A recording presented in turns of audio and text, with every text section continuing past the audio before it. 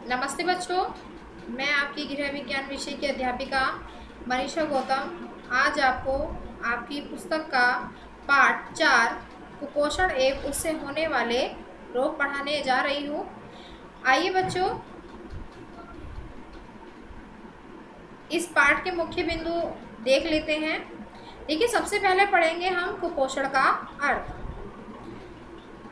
उसके बाद पढ़ेंगे हम कुपोषण के कारण कि कुपोषण के कौन कौन से कारण होते हैं, कुपोषण से फैलने वाली बीमारियां और पोषण तत्वों की कमी से होने वाले रोग। सबसे पहले देख लेते हैं कुपोषण का अर्थ। देखिए बच्चों, सबसे पहले मैं आपको कुपोषण के बारे में बता दूं कि कुपोषण किसे कहते हैं।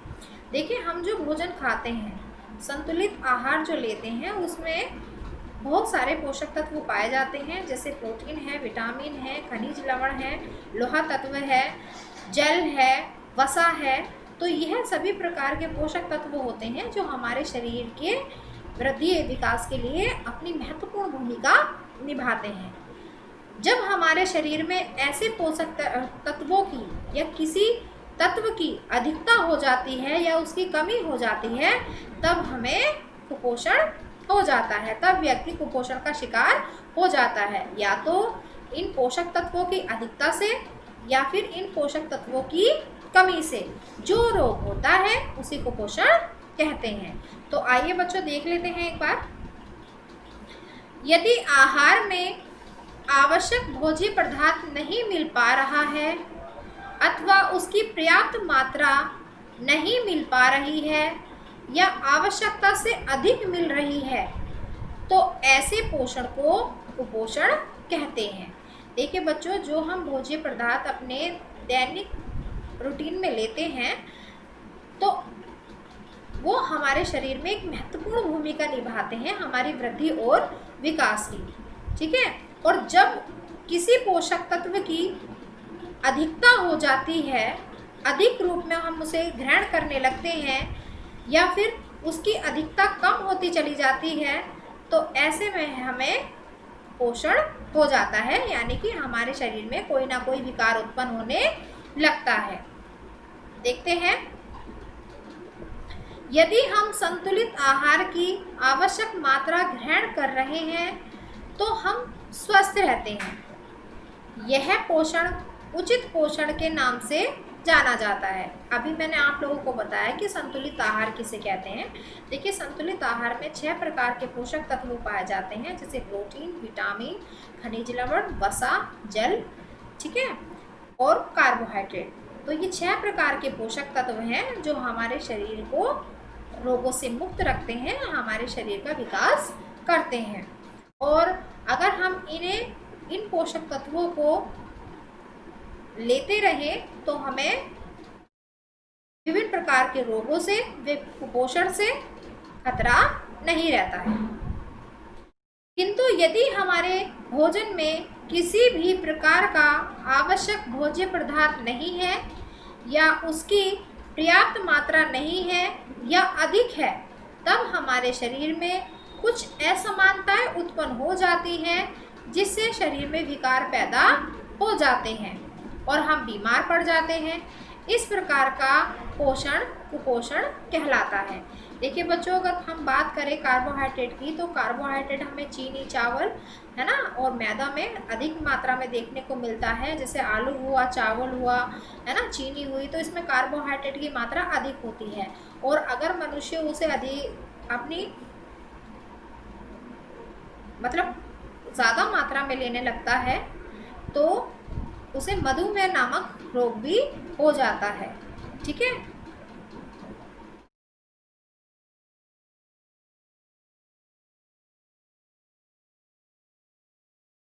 आइए देखते हैं कुपोषण के कारण। शुद्ध वायु, जल, प्रकाश तथा व्यायाम की कमी में भी व्यक्ति कुपोषण का शिकार हो जाता है। देखिए बच्चों, अगर व्यक्ति को शुद्ध वायु ना मिल रही हो, जल ना मिल रहा हो, है ना, और सूर्य के प्रकाश से हमें क्या मिलता है, विटामिन डी प्राप्त होता है, जो मनुष्य के लिए बहुत आवश्यक होता है, या वह व्यायाम ना करता हो, तो ऐसी स्थिति में भी व्यक्ति कुपोषण का शिकार हो जाता है। अज्ञानतावश विटामिन, खनिज पदार्थ एवं प्रोटीन युक्त पोषक पदार्थों का प्रयोग न करने से बचपन से ही कुपोषण के लक्षण दिखाई देने लगते हैं। देखिए, जो व्यक्ति अज्ञानी होते हैं यानी कि अशिक्षित होते हैं, तो उन्हें आहार लेना चाहिए, है ना, क्या क्या उसमें पोषक तत्व होने चाहिए, तो उनसे वह अनभिज्ञ रहते हैं। तो उन्हें पता नहीं चल पाता है कि उन्हें अपने दैनिक आहार में क्या क्या चीज़ें लेनी चाहिए। अगर बचपन से ही हम बच्चों को उन आहारों को ना दें तो बच्चा कुपोषण का शिकार हो जाता है और कुपोषण के लक्षण उसमें दिखाई देने लगते हैं। गरीबी के कारण व्यक्ति भोजन में सभी पोषक तत्वों का समावेश करने में असमर्थ रहता है, जिससे उचित पोषण नहीं मिल पाता एवं मनुष्य कुपोषण का शिकार हो जाता है। देखिए बच्चों, जो लोग गरीब होते हैं, गरीबी रेखा में होते हैं, तो वह क्या है, वह अच्छा पोषक भोजन नहीं कर पाते, है ना। जैसे अच्छा पोषक, जैसे वो मांस मछली का सेवन नहीं कर पाते हैं, या वो अपनी दूध वगैरह नहीं ले पाते हैं, अच्छी दालों वगैरह का सेवन नहीं कर पाते हैं, तो उससे क्या हो जाता है, तो उन्हें पर्याप्त पोषण नहीं मिल पाता, जिससे यह भी कारण है कि वह कुपोषण का शिकार हो जाते हैं।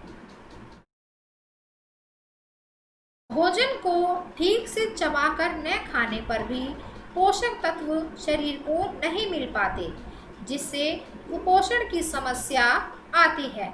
देखिए, जो हम भोजन खाते हैं, कभी कभी देखा होगा आपने कुछ लोगों को, है ना, खाना लेते हैं और खाना लेकर जल्दी जल्दी खाना शुरू करते हैं, तो लेकिन ऐसा नहीं करना चाहिए, क्योंकि ये हमारे पाचन तंत्र पर बहुत बुरा असर डालता है।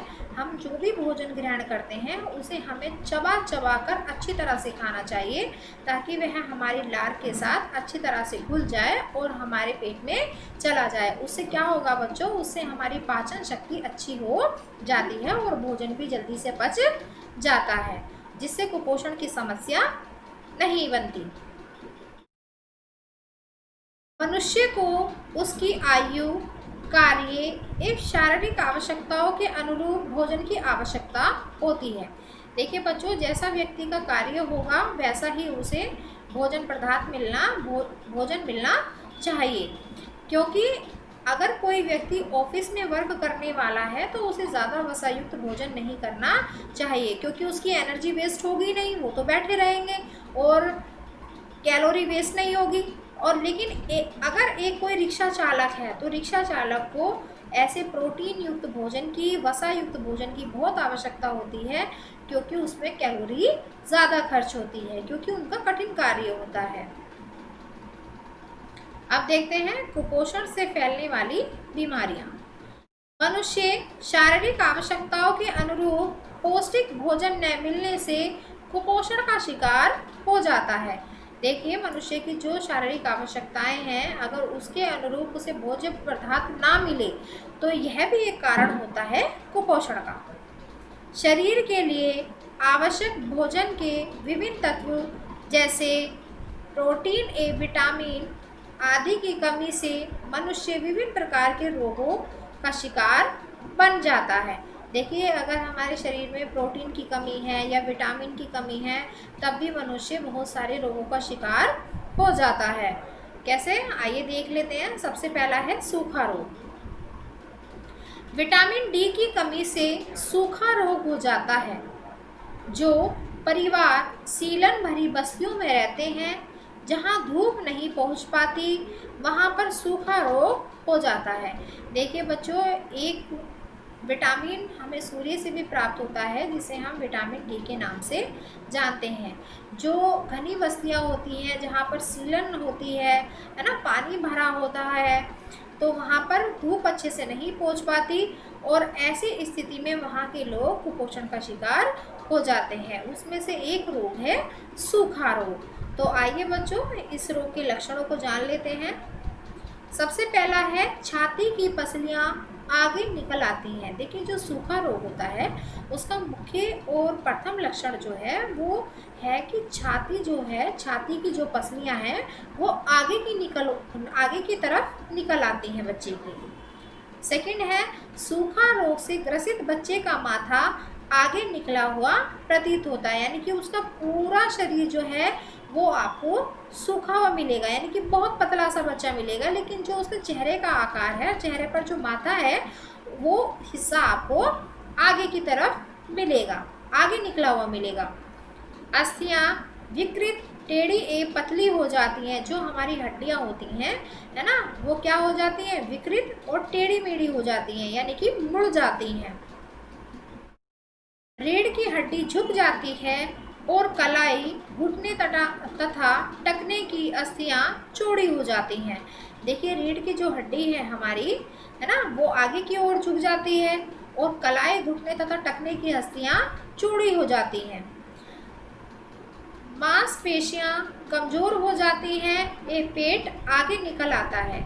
देखिए ये सूखा रोग के लक्षण हैं कि छाती की जो पसलियां हैं वो आगे निकल आती हैं, बच्चे का शरीर पूरा सूख जाता है, माथा आगे की ओर निकल जाता है, जो हड्डियां हैं वे टेढ़ी मेढ़ी हो जाती हैं, रीढ़ की हड्डी है ना झुक जाती है, कलाई तथा टखने की जो अस्थियां हैं वो चौड़ी हो जाती हैं और मांसपेशियां कमज़ोर हो जाती हैं और पेट आगे की ओर निकल आता है। तो यह सभी लक्षण किसके हैं, सूखा रोग के लक्षण हैं। और यह किसकी कमी से होता है, विटामिन डी की कमी से होता है। और विटामिन डी हमें किससे प्राप्त होता है, विटामिन डी हमें सूर्य की रोशनी से प्राप्त होता है। तो आगे देख लेते हैं बच्चों, सूखा रोग का उपचार। सूखा रोग के रोगी को विटामिन डी युक्त भोज्य पदार्थ देने चाहिए। देखिए जो सूखा रोग जिस व्यक्ति को या जिस बच्चे को हो जाता है, तो ऐसे में हमें क्या देना चाहिए, है ना, उस बच्चे को विटामिन डी युक्त भोज्य पदार्थ देने चाहिए। विटामिन डी का मुख्य स्रोत है सूर्य की रोशनी। देखिए जो मुख्य स्रोत है, जो सबसे ज़्यादा हमें विटामिन डी दे सकता है, वह कौन है, सूर्य की रोशनी है।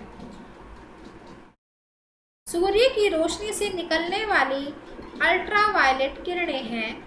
इसके अतिरिक्त अंडे की जर्दी, दूध, दही, मक्खन एवं मछली तथा मछली के तेल में विटामिन डी पर्याप्त मात्रा में पाया जाता है। देखिए सबसे इसका मुख्य स्रोत जो है विटामिन डी का, वह तो सूर्य का प्रकाश है और ऐसी स्थिति में सूर्य के प्रकाश को ज़्यादा से ज़्यादा बच्चे को उसमें बैठाना चाहिए जिस बच्चे को यह रोग हो चुका है। और उसके अलावा जो अंडे की जर्दी है, दूध है, दही है, मक्खन है, मछली है या मछली से बना हुआ तेल है, इन सभी में विटामिन डी की पर्याप्त मात्रा पाई जाती है। आइए बच्चों अगला रोग देख लेते हैं, क्वाशियरकर रोग। प्रोटीन की कमी से क्वाशियरकर रोग होता है।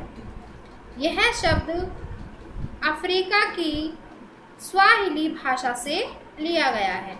देखिए क्वाशियरकर जो रोग होता है वह भी प्रोटीन की कमी से होता है और यह शब्द जो है अफ्रीका की स्वाहिली भाषा से लिया गया है।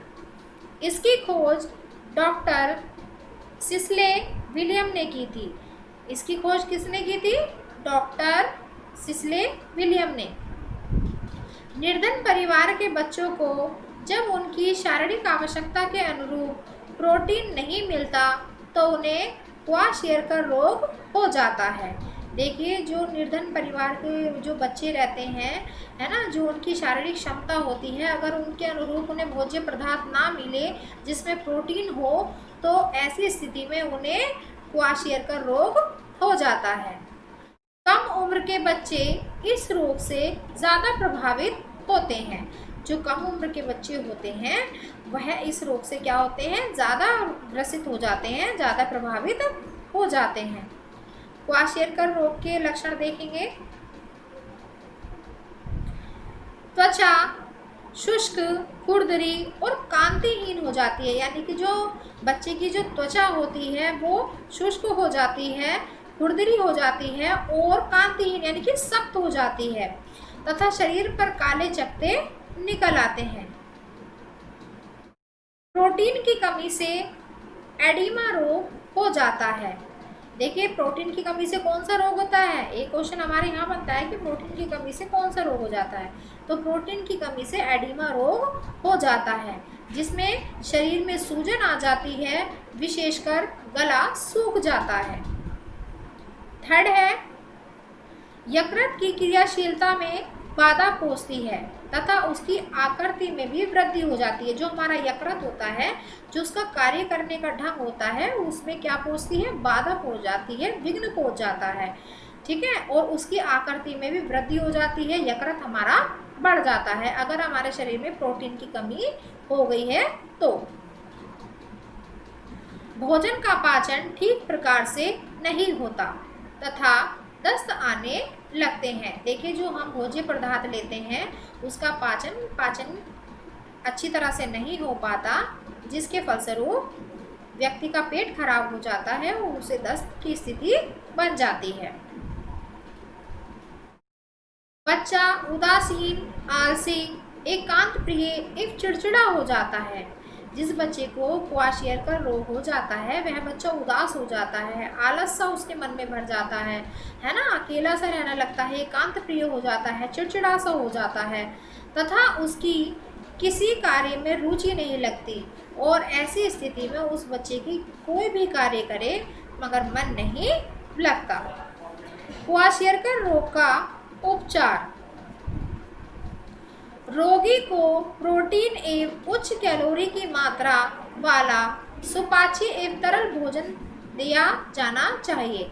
देखिए जो क्वाशियरकर रोग से पीड़ित रोगी है उसको क्या देना चाहिए, प्रोटीन एवं उच्च कैलोरी युक्त की मात्रा वाला सुपाच्य, है ना, जो अच्छी तरह से पचने वाला भोजन हो, तरल भोजन हो, उस स्थिति में बच्चे को देना चाहिए। भोजन में श्वेत सार वाले पदार्थ जैसे चीनी, देखिए बच्चों श्वेत सार है ना, किसे बोलते हैं, कार्बोहाइड्रेट, है ना, कार्बोहाइड्रेट वाले पदार्थ जो हैं जैसे चीनी है, केला है, अनाज, मेवे आदि का समावेश होना चाहिए। यानी कि अधिक कार्बोहाइड्रेट युक्त वाले पदार्थ जो हैं वह क्वाशियरकर वाले रोगी को देने चाहिए। प्रतिदिन बच्चे को 3 से 4 ग्राम पोटेशियम क्लोराइड देना चाहिए और 0.5 से 10 ग्राम मैग्नीशियम क्लोराइड देना चाहिए, यानी कि आधे से 10 ग्राम मैग्नीशियम क्लोराइड देना चाहिए।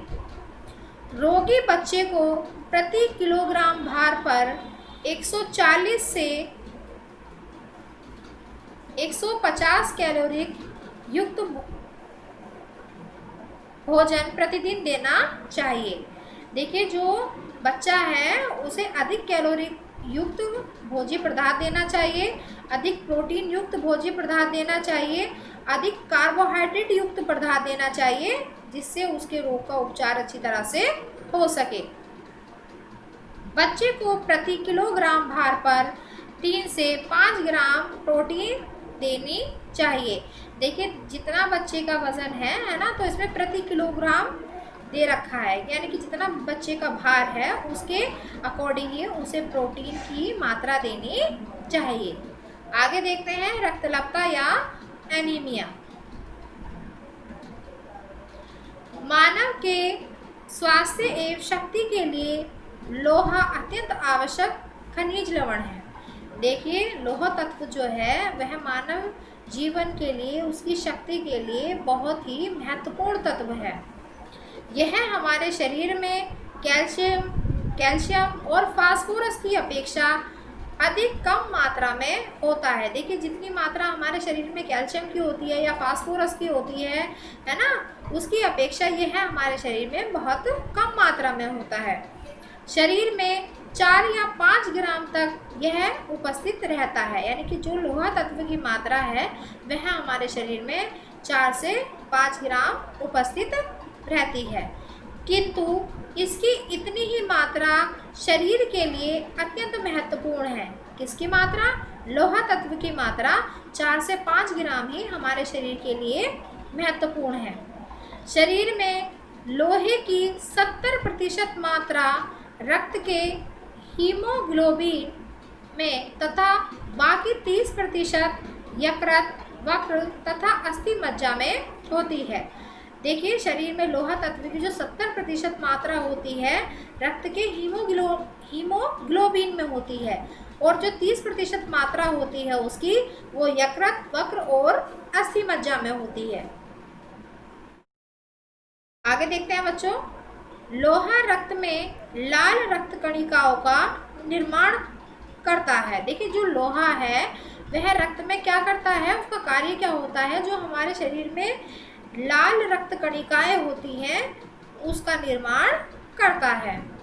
यह शरीर को शक्ति प्रदान करता है तथा रक्त के वर्णक तत्व हीमोग्लोबिन का एक मुख्य अंग है।